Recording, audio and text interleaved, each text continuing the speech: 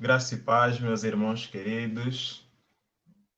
É uma honra e um privilégio podermos estar aqui na nossa escola dominical e vamos então dar início à nossa aula da escola dominical e vamos abrir as nossas Bíblias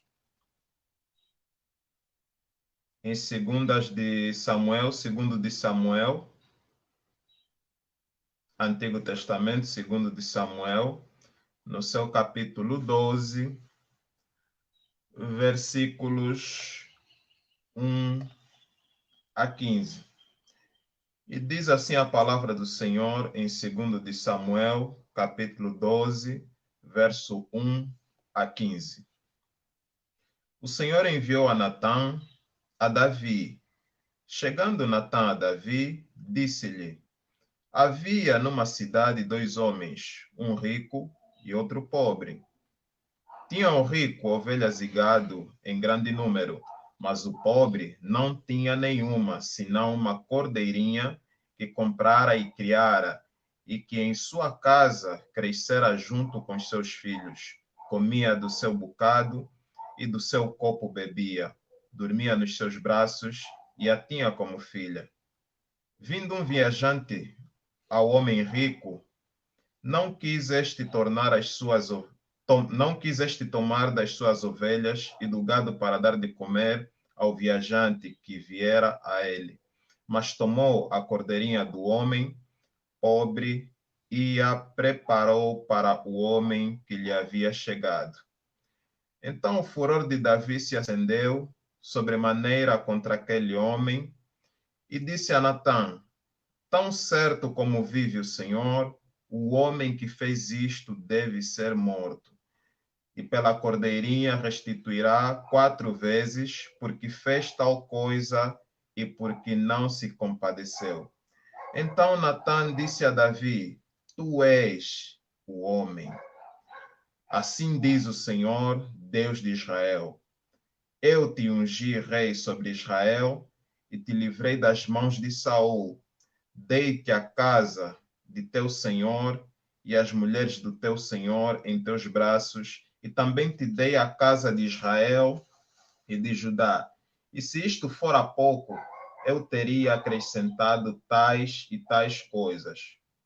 Porque, pois, desprezaste a palavra do Senhor, fazendo o que era mal perante ele. A Urias, o Eteu, feriste a espada, e a sua mulher tomaste por mulher, depois de o matar com a espada dos filhos de Amon. Agora, pois, não se apartará a espada jamais da tua casa, porquanto me desprezaste e tomaste a mulher de Urias, o Eteu, para ser tua mulher. Assim diz o Senhor: eis que da tua própria casa suscitarei o mal sobre ti, e tomarei as tuas mulheres à tua própria vista, e as darei a teu próximo, o qual se deitará com elas em plena luz do sol. Porque tu o fizeste em oculto, mas eu o farei perante todo Israel e perante o sol. Então disse Davi a Natã: pequei contra o Senhor. Disse Natã a Davi: também o Senhor te perdoou o teu pecado, não morrerás. Mas posto com isto, deste motivo, mas posto que com isto, deste motivo, a que blasfemassem os inimigos do Senhor, também o filho que te nasceu morrerá. Então Natã foi para sua casa. Nós vamos orar em nome de Jesus. Senhor, nós te damos graças, nós exaltamos o teu nome. Nesta hora queremos pedir que o Senhor derrame graça, que nós possamos ser iluminados pelo teu Espírito Santo.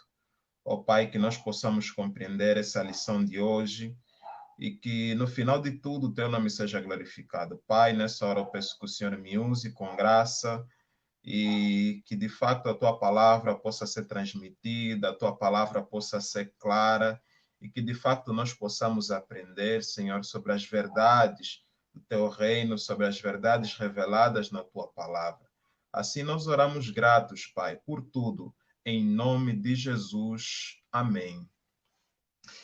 Irmãos queridos, nós observamos aqui o texto de 2 Samuel, no capítulo 12, verso 1 a 15, e vai contar exatamente, ou vai dar sequência à história de Davi, que é bem conhecida por nós, e nós sabemos que naquela altura Israel estava a passar por uma guerra, e Davi retirou-se por alguns instantes ou por alguns dias para o palácio, e ele passeando pelo palácio, pelo terraço do seu palácio, aí ele viu Batseba tomando banho, e ele olhou a primeira, olhou a segunda vez, cobiçou, e cobiçando mandou chamar e aí consumou o pecado. E na tentativa de tentar resolver, né, o erro que ele havia cometido, ele mandou chamar Urias de formas a ele poder dormir com a sua esposa e dizer que o filho, né, porque ela havia ficado concebida, ficou grávida, e para tentar dizer, né, que o filho era do marido, Urias, mas sem sucesso.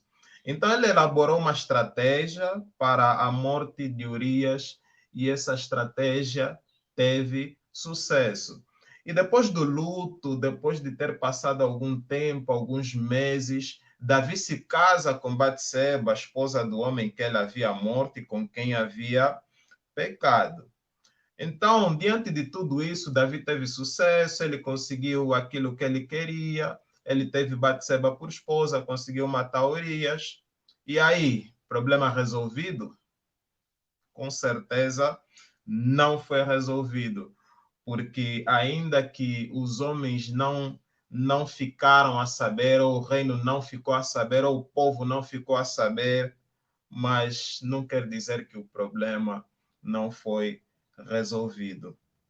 E nesta sequência, no texto que lemos, Deus envia Natã, e Natã, com muita sapiência, ele vai contar a história de um homem rico e de um homem pobre, em que o homem rico roubou tudo o que o homem pobre possuía. E ao ouvir essa história, Davi ficou irado, disse que esse homem merece a morte, esse homem não merece viver. E aí, Natan, com toda a sapiência, depois de ter apresentado a história, disse para Davi que aquele homem que fez aquilo era de fato Davi. E essa atitude de Natan, enviado pelo Senhor, amoleceu o coração duro de Davi, em que o próprio Davi exclamou e reconheceu que eu pequei contra o Senhor. Às vezes há uma frase que algumas pessoas usam, e elas dizem que se está de pé diante dos homens, ainda que esteja em pecado, então quer dizer que está de pé. Ou seja, o pecado só é pecado, ou você de fato só pecou quando todo mundo, ou quando as pessoas ficam a saber. Então, nós estaremos, meus irmãos queridos, a refletir e a aprender no dia de hoje, sobre o tema: o caminho para vencer o medo passa pelo arrependimento. E nós observamos na história de Davi e conseguimos enxergar que é uma das ilustrações mais adequadas sobre esse primeiro passo, o primeiro passo para vencer o medo. E esse passo, ele é um passo necessário, é o primeiro passo necessário para vencer o medo pecaminoso e particularmente também o temor de homens. Então, precisamos compreender, irmãos queridos, neste dia, que o primeiro passo para alcançarmos a vitória sobre o medo e sobre o temor dos homens é o genuíno arrependimento bíblico. Se nós observarmos o texto em Provérbios, capítulo 28, verso 13, vai nos dizer o seguinte: O que encobre as suas transgressões jamais prosperará, mas o que confessa e deixa alcançará misericórdia. E a mensagem desse provérbio exatamente é que encubra o seu pecado e você sofrerá. Arrependa-se e você encontrará a compaixão de Deus. E nesta manhã, nesta lição, nós estaremos a ver 3 aspectos sobre o arrependimento. Então, nós estamos a falar ou abordar hoje sobre o tema, o caminho para vencer o medo passa pelo arrependimento, e nós estaremos a ver então aqui 3 aspectos sobre o arrependimento. Primeiro aspecto que eu trago aqui nesta lição sobre o arrependimento é que o arrependimento é um estilo de vida. Às vezes nós temos uma compreensão errada do arrependimento e pensamos que o arrependimento é simplesmente um ato único, algo que acontece uma vez quando cremos em Jesus Cristo, quando nos consideramos salvos, né? Nós pensamos que o arrependimento é um acontecimento único e nós temos uma compreensão errada sobre, de facto, o arrependimento e como é que ele acontece nas nossas vidas. Mas nós precisamos compreender, meus irmãos, que, como crentes, a nossa vida deve ser de arrependimento contínuo. Por quê? Porque nós pecamos diariamente, nós pecamos todos os dias de várias maneiras possíveis. E há vezes que nós temos consciência dos nossos pecados e há vezes que não. E por isso nós devemos nos arrepender todos os dias e nós precisamos confessar e abandonar os nossos pecados diariamente. Por esta razão é que Jesus, em Mateus capítulo 6, verso 11 a 12, ele nos mandou orar dizendo: o pão nosso de cada dia dá-nos hoje. Perdoa as nossas dívidas, assim como nós temos perdoado os nossos devedores. Então, Jesus nos manda orar desse jeito, pedindo perdão, porque nós temos consciência e a palavra nos apresenta que somos pecadores e que estamos sempre, todos os dias, cometemos algum pecado. E Paulo vai deixar bem essa ideia ainda mais clara na sua segunda carta aos Coríntios, no seu capítulo 7, versos 9 a 10, que vai nos dizer o seguinte, essa palavra de Paulo. Agora me alegro, não porque fostes contristados, mas porque fostes contristados para arrependimento, pois fostes contristados segundo Deus, para que de nossa parte nenhum dano sofreis. Porque a tristeza, segundo Deus, produz arrependimento para a salvação, que a ninguém traz pesar, mas a tristeza do mundo produz morte. Então, Paulo aqui ele não escreveu para pessoas que precisavam se arrepender ou que precisavam de conversão. Paulo aqui ele escreveu para crentes e ele não estava aqui a falar de um ato inicial de arrependimento, algo que acontece no início da nossa vida cristã. Mas Paulo queria dizer que era necessário que essa tristeza, né, que eles fossem contristados por Deus, porque era preciso que a maneira de pensar dos cristãos mudasse de sentido para que as suas vidas também pudessem mudar.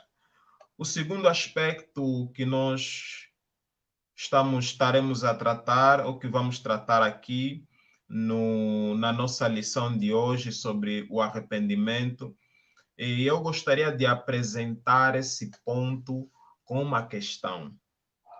Como é o arrependimento verdadeiro? Qual é a perspectiva, qual é a noção, qual é o conceito que nós temos de arrependimento? O que é que nós de facto achamos, né? Qual é o pressuposto que nós usamos para definir o arrependimento. E o grande problema, meus irmãos queridos, é que existem muitas pessoas que não sabem o que significa arrepender-se de verdade. E muitas vezes outras pessoas entendem de forma muito superficial.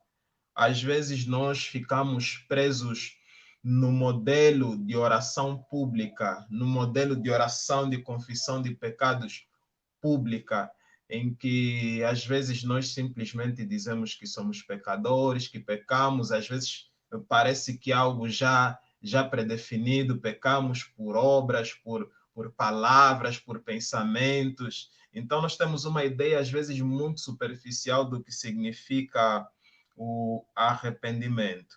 Mas a palavra usada por Salomão em Provérbios 28:13, que é o texto que nós lemos há pouco tempo, a palavra que Salomão vai usar para confessar significa reconhecer, concordar ou admitir abertamente.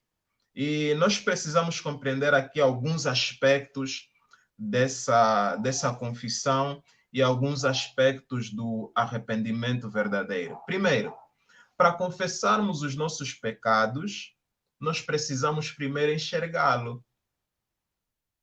Para confessarmos os nossos pecados diante de Deus, nós precisamos primeiro ter uma noção clara de qual é o nosso pecado ou de quais são os nossos pecados. E nós temos que enxergá-lo. Se nós olharmos quando nós levamos o carro para o mecânico, nós sentimos que tem alguma coisa em comum no carro, e aí nós levamos para o mecânico e simplesmente dizemos que tem um problema, e o mecânico diz, sim, tudo bem, parece que tem um problema. Mas só dizer que tem um problema é o suficiente? Não. É necessário saber qual é o problema que o carro tem. Qual é o problema? É o motor? Então, nós olhamos para essa ilustração do mecânico e nós podemos enquadrá-la nas nossas vidas. Quando nós vamos confessar que nós pecamos ou quando nós queremos confessar os nossos pecados diante de Deus, como é que nós nos posicionamos? Tá bom, nós pecamos, ok, qual é o pecado? O meu pecado é o medo, tudo bem, o medo. Detalhe um pouquinho mais, não. Quando surge alguma situação, eu sinto medo e acabo por não fazer aquilo que a palavra de Deus diz. Então, nós precisamos enxergar, de fato, quais são os nossos pecados, quais são os efeitos, né, que ele tem sobre nós. E é muito difícil nós nos arrependermos, meus irmãos queridos, se nós não fazemos a mínima ideia de quais são os nossos pecados ou quais são os pecados que nós estamos, de fato, nos arrependendo. Então, nós precisamos enxergar de forma clara os nossos pecados. O segundo aspecto aqui sobre o arrependimento verdadeiro é que a nossa confissão de pecado deve resultar de uma tristeza piedosa. E diante disso, nós precisamos compreender que não é simplesmente uma tristeza que, assim como Paulo disse, né, vocês não foram contristados, né, segundo o mundo, vocês foram contristados segundo Deus, né?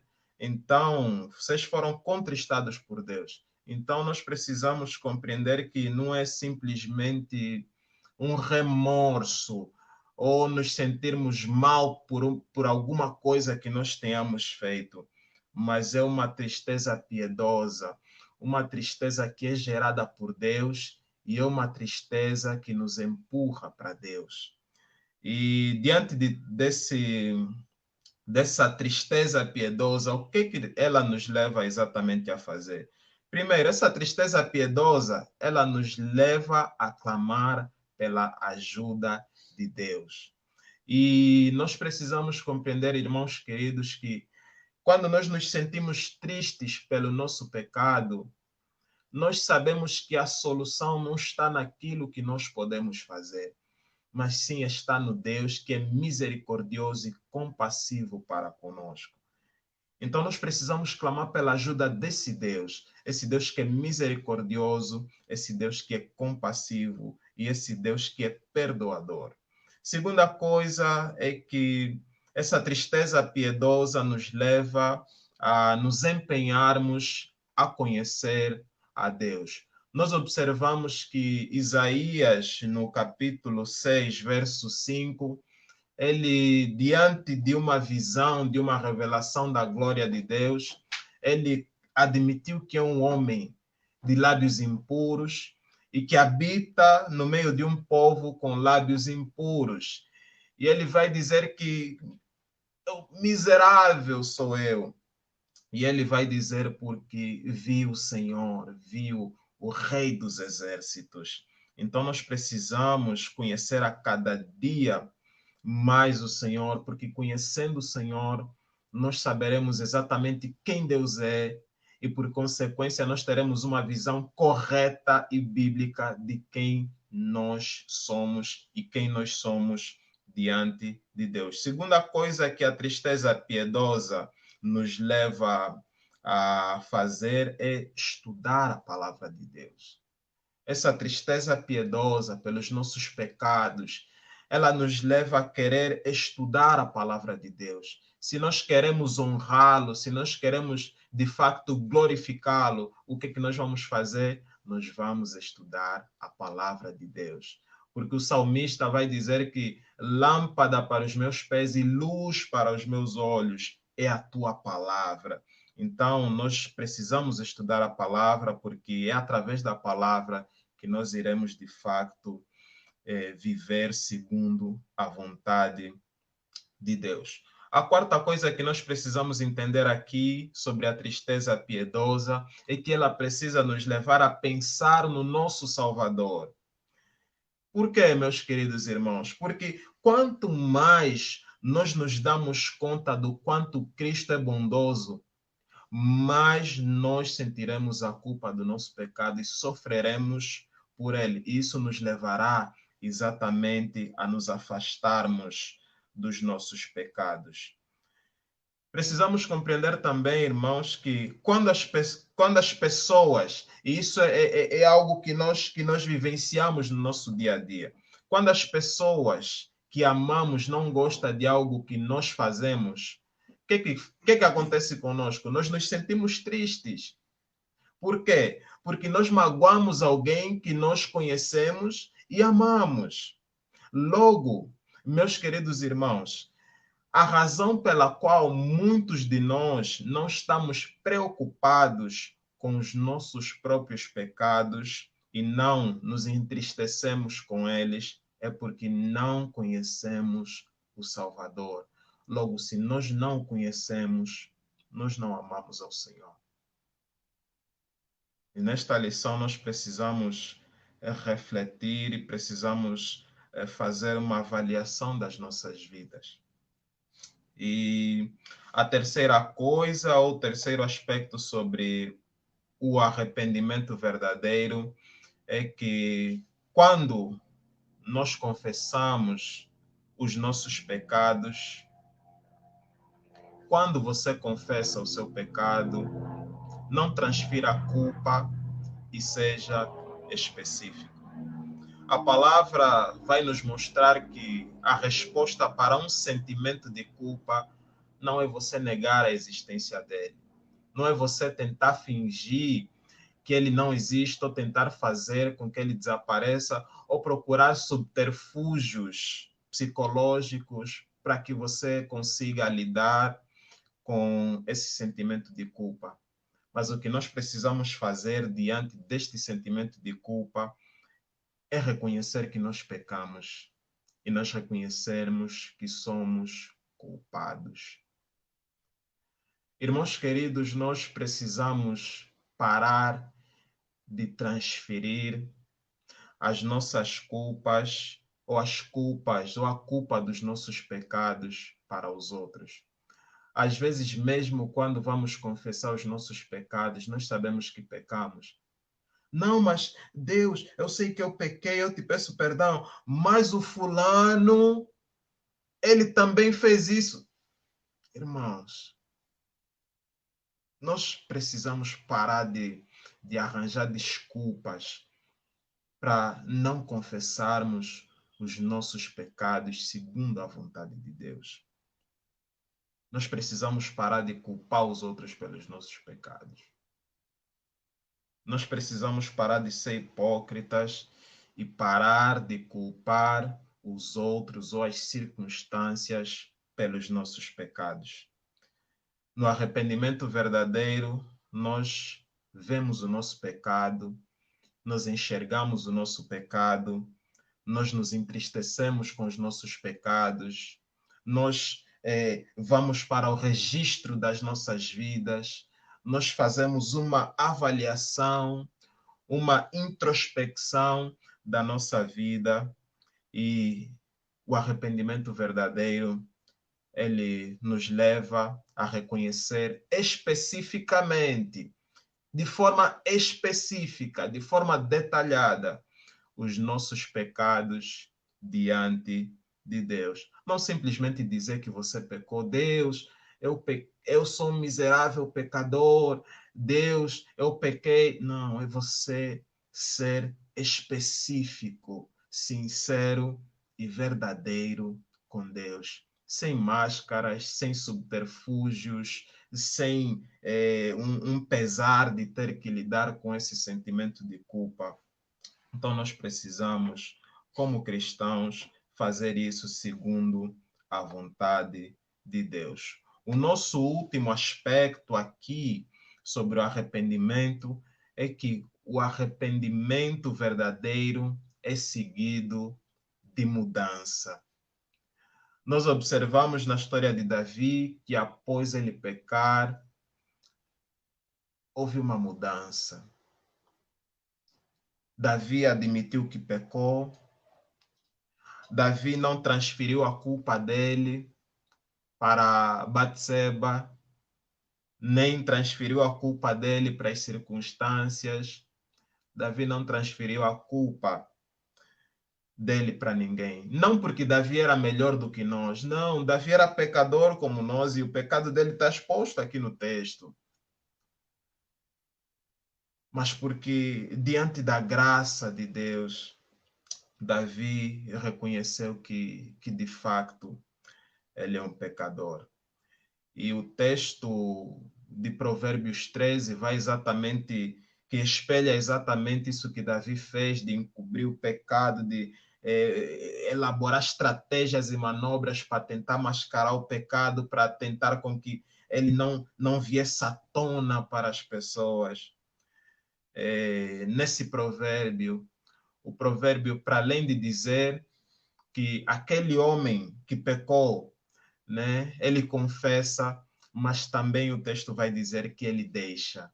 O texto diz que ele confessa e o texto também diz que ele deixa o pecado. Ele deixa as suas transgressões. E nós precisamos compreender também aqui, neste dia, nesta manhã, nessa lição, que após nós sermos contristados pelo nosso pecado, após nós reconhecermos a culpa dos nossos pecados, após nós confessarmos de forma específica aquilo que nós cometemos contra o Senhor, após nós confessarmos de forma detalhada aquilo que nós fizemos, aquilo que nós cometemos, nós não permanecemos chafurdando no pecado. Então, o arrependimento verdadeiro, ele não só nos leva a confessar, mas ele nos leva também a abandonarmos, a nos despojarmos dos nossos pecados. Irmãos queridos,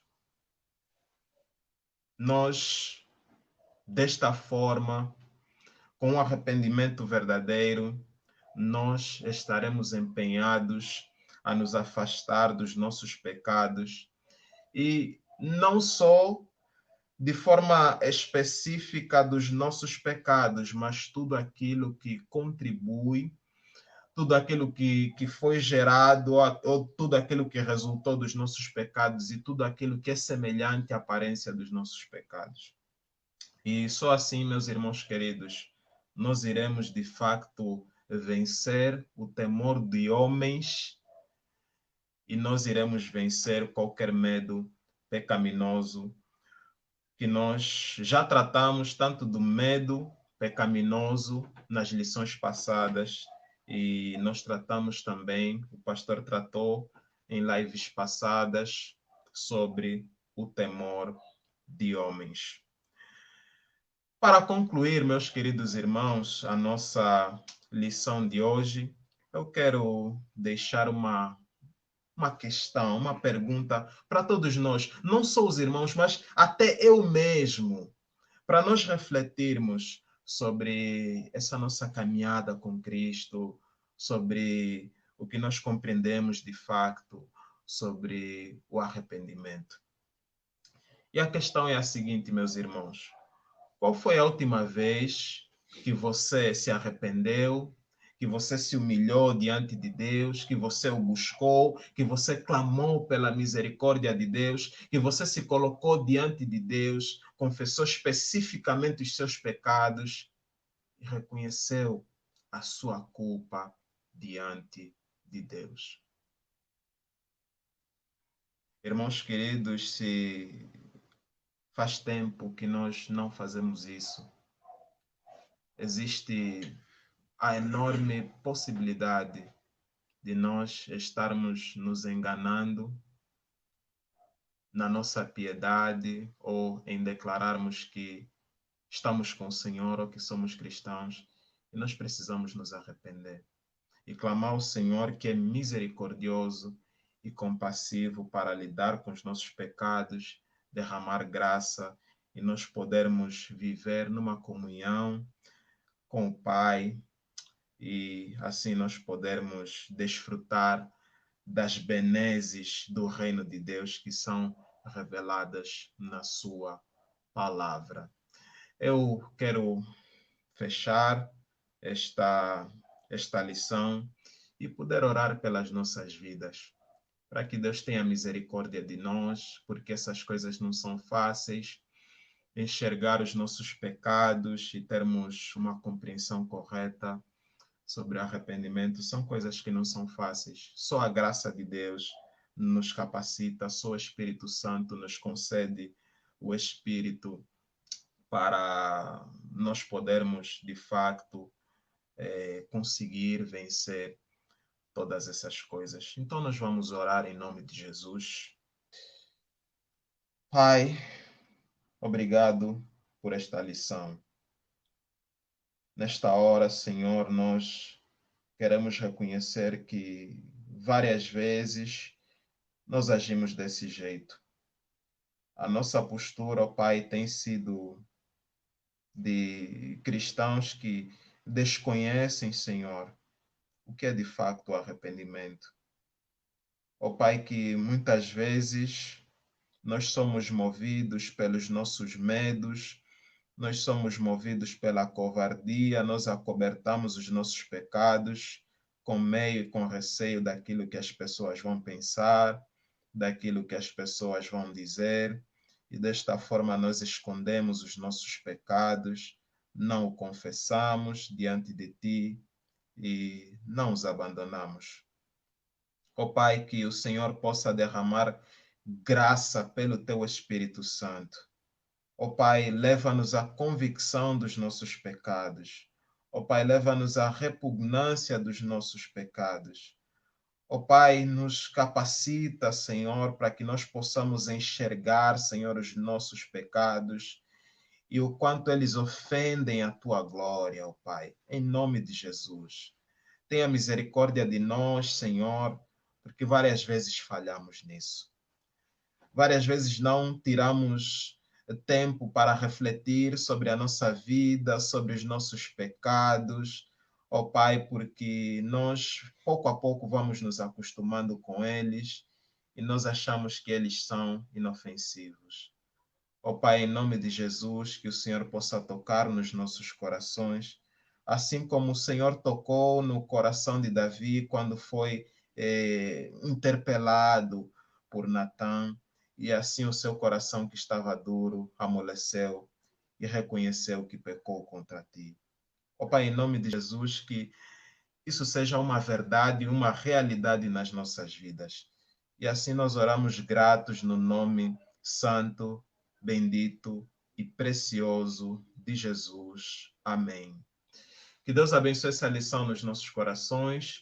O Giovanni já pode nos levar em louvor ao nosso Senhor.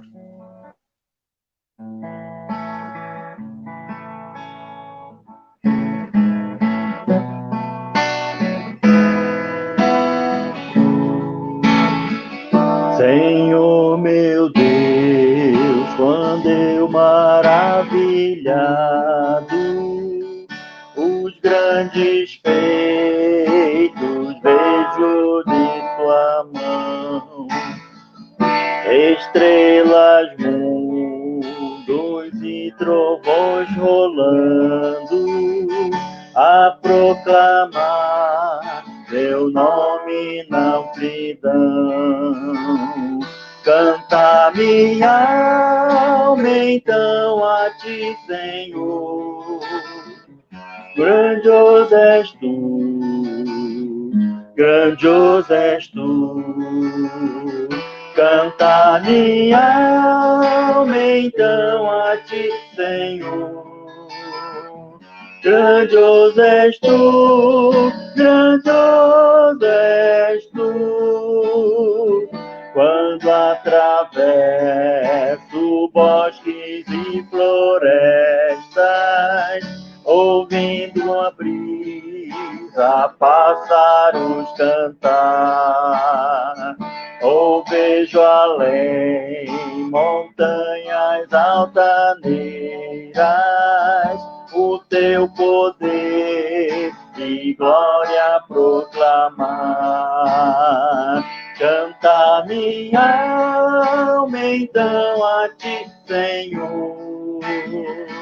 Grandioso és tu, grandioso és tu. Canta minha alma então a ti, Senhor. Grandioso és tu, grandioso és tu. Quando percebo que na cruz maldita o teu amor, Jesus morreu por mim e me livrou do jugo do pecado, ali vertendo sangue carmesim. Canta minha alma então a ti, Senhor. Grandioso és tu, grandioso és tu. Canta minha alma então a ti, Senhor. Grandioso és tu, grandioso és tu.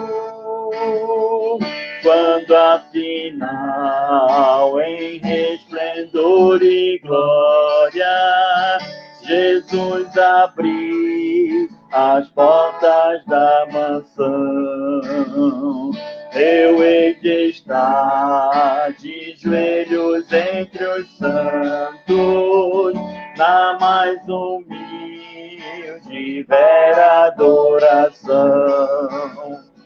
Então cantar eternamente ali. Grandioso és tu, grandioso és tu. Então cantar eternamente ali. Grandioso és tu, grandioso